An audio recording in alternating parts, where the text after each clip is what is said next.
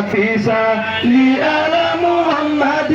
وآل سادتنا الفضل وصحبه الكرم مولاي صل وسلم دائما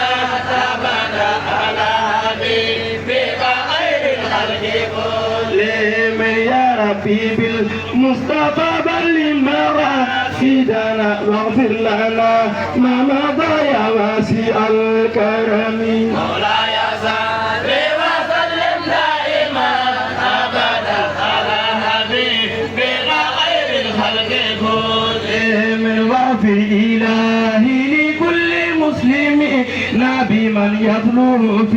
المسجد الأقصى وفي الحرم مولاي صل وسلم دائما